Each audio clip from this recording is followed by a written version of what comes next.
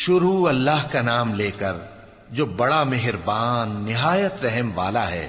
جب سورج لپیٹ لیا جائے گا اور جب تارے بے نور ہو جائیں گے اور جب پہاڑ چلائے جائیں گے اور جب بیاہنے والی اونٹنیاں یوں ہی چھوڑ دی جائیں گی اور جب وحشی جانور جمع کیے جائیں گے اور جب سمندر آگ ہو جائیں گے اور جب روحیں جسموں سے ملا دی جائیں گی اور جب اس بچی سے جو زندہ دفنا دی گئی ہو پوچھا جائے گا کہ وہ کس گناہ کے سبب قتل کر دی گئی، اور جب اعمال کے دفتر کھولے جائیں گے اور جب آسمان کی کھال کھینچ لی جائے گی اور جب دوزخ کی آگ بھڑکائی جائے گی اور جب بہشت قریب لائی جائے گی، تب ہر شخص معلوم کر لے گا کہ وہ کیا لے کر آیا ہے۔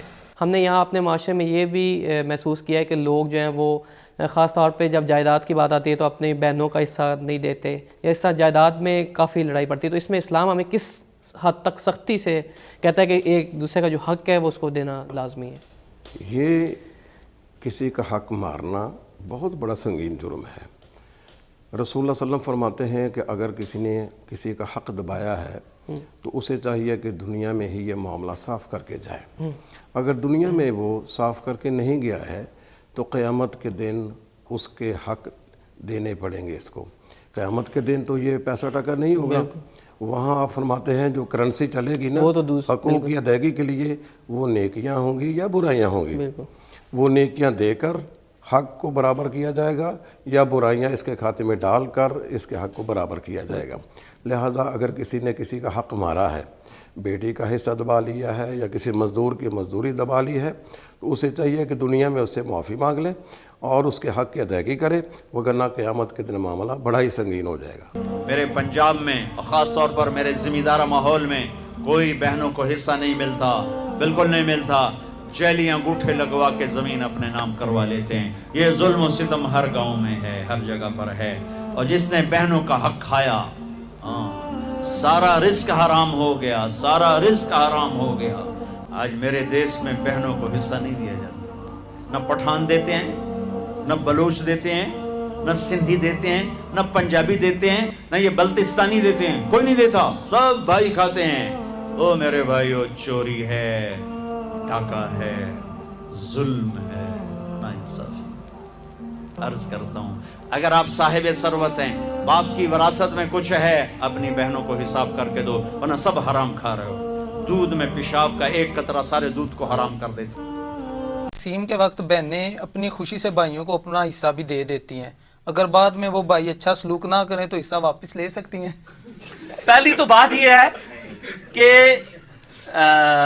دنیاوی اعتبار سے تو ایسے ہی ہونا چاہیے کہ جو انہوں نے سلوک کے پیچھے تو بھائیوں کو دیا تھا، وہ جب جداد تقسیم ہوتی ہے نا تو بہنیں پتہ کیا کہتی ہیں، یا جداد لے لئیے یا بھرا رکھ لئیے، یا یعنی بھائیوں کے ساتھ رشتہ قائم رہے یا جداد رہے۔ تو یہ جدادیں اپنی خوشی سے نہیں وہ دیتی ہیں، ان کو پتا ہوتا ہے کہ مانگ کے ملنی بھی کوئی نہیں اور رشتہ داری بھی ٹوٹ جانی ہے، دو چیزیں ہو جانی ہیں۔ پھر کورٹ میں مقدمے لڑنے ہیں تو وہ کہتے ہیں عزت اس میں یہ کہ انگور کھٹے ہیں تو اسی رکھو، ٹھیک ہو گیا۔ اور اس کا میں ان کو چیک، یہ جو کہتے ہیں نا ہمارے بھائی بہنوں نے ہمیں لکھ دیا ہے، میں ان کو کہتا ہوں آپ اس طرح کریں، جداد تقسیم کریں، بہنوں کا حصہ ان کے ہاتھ پہ جا کے رکھیں، اور پھر میں دیکھتا ہوں کہ وہ آپ کے ہاتھ میں واپس پکڑاتی ہیں کہ نہیں۔ اس بہنوں کی اولاد ہی نہیں آپ کو دینی دے گی، اور یہ حرکت نہیں کرنی چاہیے۔ اور میں کہتا ہوں کہ جن جن لوگوں کی مائیں ایسی ہیں کہ ان کو جداد میں سے حصہ مل رہا ہے، وہ اپنی ماؤں کو مجبور کریں کہ اپنے ماموں سے وہ لیں۔ سر یہ اللہ تعالیٰ نے قرآن میں وراثت کے احکام بیان کیے ہیں، اس کو حدیث پہ بھی نہیں چھوڑا، اور نماز کا طریقہ نہیں آیا قرآن میں، لیکن جداد کی تقسیم کا آیا۔ یہ اتنا اہم مسئلہ ہے۔ اور یہاں کہتے ہیں جو جیز دے دیتا جی، بس اسی تو دے دیتا ہے زندگی جی، وہ جیز الگ سے ایک چیز ہے، یہ ایک الگ سے ایک چیز ہے۔ وراثت تو ملنی ہے، وراثت تو مرنے کے بعد تقسیم ہونی ہے۔ تو اس طریقے سے یہ جو یعنی کہتے ہیں نا کہ جی اب ہم بخش دیا، وہ بہنوں نے بخشا کوئی نہیں ہوتا، وہ اپنی عزت بچائی ہوتی ہے انہوں نے۔ بھائی اگلا سوال ہے کہ اگر باپ کے مرنے کے بعد بیٹی کو وراثت میں حصہ نہ ملے اور اس کا حق اس کے بھائی دبا لیں، مثلا زمین وغیرہ، تو ایسی صورتحال میں اس بیٹی کو کیا کرنا چاہیے؟ صبر کر لے یا پھر اپنے حق کے لیے کورٹ سے رجوع کرے؟ نہیں کورٹ سے رجوع کرے، صبر کیوں کرے؟ یہ کون سا صبر ہے؟ یہ تو ظلم کا ساتھ ہے، یہ آپ کا بنیادی حق ہے۔ لوگ یعنی اس معاملے میں شرم محسوس کر رہے ہوتے ہیں، اور اکثر بہنیں کہتی ہوئی نظر آ رہی ہوتی ہیں کہ یا بھرا رکھ لیے جداد رکھ لیے۔ وہ کہتی ہیں اگر ہم جداد لیتے ہیں تو بھائی ہاتھوں سے جاتا ہے، تو لعنت بھیجو ایسے بھائی کے اوپر جو دنیا کا کتا ہے، اس کو کیوں رکھنا چاہتی ہو؟ وہ تو پھر بعد میں بھی کسی بات پہ ناراض ہو جائے گا، بالکل. تو جو بعد میں ہونا ہے ابھی جان چھوڑے. لیکن عورتوں کے ساتھ ایک انسیکیورٹی لگی ہوتی ہے، وہ یہ ہے کہ عورت کو اگر طلاق ہو جائے تو اسے تو ماں باپ کی طرف ہی جانا ہوتا ہے نا. تو ماں باپ فوت ہو چکے ہوں تو کدھر جائے گی؟ بھائیوں کی طرف. تو سر یہ بھی معاشرے کا ایک تلخ پہلو ہے نا. خامندوں کو بھی پھر اپنی بیویوں کو سیکیور کرنا چاہیے نا. خامند آئے دن جناب چھوٹے چھوٹے معاملات کے اوپر طلاق کی دھمکیاں لگاتے پھریں، گالیاں نکالیں بیویوں کو، اور پھر وہ خامند یہ ڈیمانڈ کریں کہ وہ جا کے اپنے بھائیوں سے جا کے جداد لیں، تو سر وہ کیسے لیں گی؟ وہ کبھی بھی نہیں لے سکتی، کیونکہ وہ کہتی ہیں کہ کل کو ہمارے پاس ایک ٹھیا اویلیبل ہو، ایک ہمارے پاس پلیٹ فارم اویلیبل ہو، کل کو یہ ہمیں نکال دے تو ہم واپس تو جا سکیں. لیکن اس کی وجہ سے ان کا جداد والا معاملہ وہ جسٹیفائی نہیں ہوگا، وہ غلط ہے. اس میں سب سے زیادہ ضروری چیز یہ ہے جو میں اکثر کرتا ہوں، کبھی میرے جاننے والوں میں ایسا معاملہ ہو مجھے بلا لیتے ہیں تو میں سارے بھائیوں کو بٹھا کے اس کی اہمیت دلاتا ہوں کہ دیکھیں وراثت کے قوانین ایسے ہیں جو اللہ تعالیٰ نے حدیثوں پہ نہیں چھوڑے، قرآن میں بیان کیے ہیں. نماز کا طریقہ قرآن میں نہیں آیا، وراثت کی تقسیم قرآن میں آئی ہے. اس سے ذرا اس کی امپورٹنس کا اندازہ کریں، اور اللہ تعالیٰ کتنا اسٹرکٹ ہے، اور بار بار اس میں کہتا ہے یہ اللہ کی حدیں ہیں، اس کا خیال رکھو. تو آپ کو اپنی بہنوں کو یہ حق دینا ہے، ٹھیک ہے جی.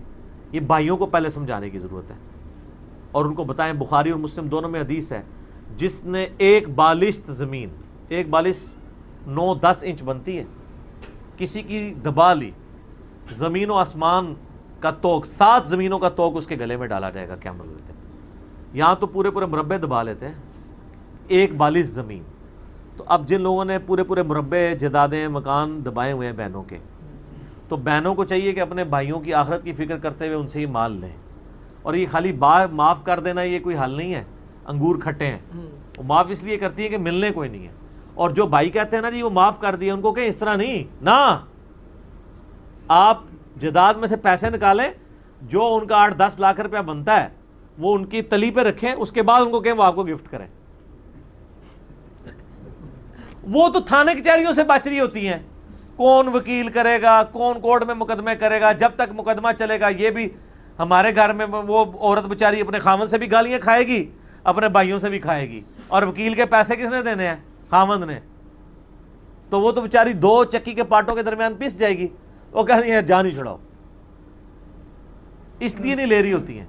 بہرحال لینا چاہیے. اور اس میں سب سے بہترین رول ادا کر سکتے ہیں ان عورتوں کے اپنے بچے. وہ اپنی ماؤں کو کہے گے اماں جی لو قصہ ہے ہمارا، کیوں نہ لیں. خامند کہے گا تو ذرا عورتوں کو ویسے ہی برا لگ جاتا ہے کہ وہ یہ اپنے چکر میں ہے. اولاد تو کہہ سکتی ہے نا، اور یہ اس کا حق ہے. جو بالکل فرسٹ ہینڈ نالج والا آپ کو جداد والا مسئلہ یہ زیادہ عرصہ نہیں چلتا. وہ جب ہونا کہیں وہ بہت سارے چاچے تائیں ہیں اور آپ نے پہلے کہیں جداد تقسیم نہیں کی تھی، آپ کے ابا جی بھی مر گئے، دادا بھی مر گئے اور پردادے سے تقسیم نہیں ہوئی تھی، اس میں وہ وارث بہت زیادہ ہوتے ہیں، اس میں ذرا زیادہ سال لگ جاتے ہیں. ادروائز ایک یعنی بندہ مرا ہے اور اس کے آگے بچے بچی ہیں، وہ زیادہ عرصہ نہیں لگتا، تقسیم ہو جاتا ہے. اور اس میں سب سے آسان طریقہ یہ ہے کہ جداد کو بیچ کے رقم میں لیکویڈیٹ کروایا جائے اور پھر تقسیم کی جائے. یہ جو کر دیتے ہیں نا یہ فلاں مکان اس کا، فلاں اس کا، اس میں بھی اونچی نیچی ہو جاتی ہے. بعض کا ایک مکان کی اتنی ورث نہیں ہوتی ہے. تو اس کے لیے پھر مجھے اگلے دن کسی نے بلایا تھا تو میں ان کو کہہ رہا تھا اس طرح نہیں نا. میں نے کہا مکان کی قیمت لگوائیں. وہ کہتا ہے نہیں ہم خود لگا لیتے ہیں. میں نے کہا آپ کی ایکسپرٹیز ہے؟ بھائی بیٹھ کے لگا رہے ہیں مکان کی قیمت اور دینا بہن کو حصہ ہے تو کم پا رہے ہوں گے نا. بالکل. میں نے کہا اس طرح نہیں ہے. یہ اس کی فیلڈ کے ایکسپرٹ 3-4 پراپرٹی ڈیلر بلائیں، وہ اس کی ریئل ویلیو آئیڈینٹیفائی کریں کہ یہ اتنے کا بکے گا، اس قیمت کے اوپر اپنی بہنوں کو دیں. یہ نہیں ہے کہ مکان 27 لاکھ ہے اور ایک بھائی کہنا چلو جی میں 15 لاکھ دا خرید لینا. اے کردا ایک وچ بڑا بدماش جڑا ہوندا ہے نا، وہ کہنا جی چلو میں خرید کے باقی بہنوں نوں میں حصہ دے دیاں گا. وہ بدماش یہ کرتا ہے وہ 25 لاکھ کا مکان 15 لاکھ کا لے لیتا ہے. ایک یہ احسان بھی کرتا ہے کہ جی چلو گھر ہی رہ گیا جی، ابا جی دی دیکھو جی جداد گھر دی نشانی گھر رہ گئی. وہ نشانی کے جناب وہ ابا جی دی روح پہ تڑپاندا ہوندا ہے، گھر دی نشانی گھر رہ گئی ہے. بہنوں کے پاس اتنا پیسہ نہیں ہوتا کہ وہ 15 لاکھ کا خرید لیں، یا اگر وہ خریدنا بھی چاہیں تو وہ بیچاری پھر بھی پیسے موڈ میں رہیں گی، بھائیوں کے نیچے ہی دبی رہتی ہیں. تو اس وجہ سے جو ہے نا وہ پھر ہمیں اپنے بیسک ہیومن رائٹس بھی جو ہمیں کم از کم پاکستان کا آئین دیتا ہے وہ بھی تو ہمیں کوئی نہیں نا واقفیت. چھوٹے موٹے مسئلے بن جائیں تو ہمیں وکیل کے بغیر ہم ظاہر ہے آگے معاملات کو لے کے نہیں چل سکتے. اپنے حقوق بھی تو سیکھنے چاہیے نا. ویسے تو حکومت کا کام ہے کہ وکیل بھی کر کے دے تاکہ وکیلوں کی یعنی یہ جو فیسیں ان سے بھی جان چھوٹے, اور انہوں نے جو بدماشی مچائی ہوئی ہے اس سے بھی یعنی ایک جان چھوٹے. تو فوراً سے پہلے جی آپ اپنا حصہ ڈیمانڈ کریں. بالکل. اتدرون من المفلس, تم جانتے ہو مفلس کسے کہتے ہیں؟ اکثر و بیشتر صحابہ کا جواب ہوتا تھا اللہ و رسول عالم, اللہ اور اس کا رسول بہتر جانتے ہیں. پھر حضور دوبارہ پوچھتے تھے تو اپنی اپنی سمجھ کے مطابق جواب دیتے تھے. المفلس عندنا ما لا درہم لہ ولا دینارا, حضور ہم مصلف اسی کو سمجھتے ہیں جس کے پاس نہ درہم ہے نہ دینار ہے. فرمایا نہیں, میری امت کا مفلس وہ ہوگا جو قیامت میں حاضر ہوگا تو نمازوں کی بھی بہت بڑی گٹھری لے کر آئے گا, روزے بھی ہوں گے, عمرے بھی ہوں گے, حج بھی ہوں گے, نیکیوں کی بہت بڑی بڑی گانٹھیں ساتھ ہوں گی, لیکن حقوق العباد میں اس نے کوتاہی کی ہوگی. قد اکل مال ھذا, اس شخص کا مال ہڑپ کر لیا ہوگا غلط طریقے سے, بہنوں کا حصہ وراثت میں کھا لیا ہوگا, کسی پر تہمت لگائی ہوگی, کسی کی غیبت کی ہوگی, اور وہ سارے دعوے دار جمع ہو جائے, اللہ اس شخص نے میرے ساتھ یہ کیا, اللہ اس شخص نے میرے ساتھ یہ کیا, تو اس کی نیکیاں سب دے دی جائیں گی. اچھا بھائی وہاں کوئی اور کرنسی تو ہے نہیں کہ اتنے ہزار جرمانہ یا اتنا لاکھ جرمانہ. اچھا تم اس کی نمازیں لے جاؤ, تم اس کے روزے لے جاؤ, تم اس کے حج اور عمرے لے جاؤ, خالی ہو گیا. اور دعوے دار اب بھی باقی ہیں, تو ان کے گناہ اب ان کے حساب میں پڑنے شروع ہوں گے, اور وہ ان کے گناہوں کے بوجھ تلے دب کر جہنم میں جھونک دیے جائے. یہ مفلس ہے.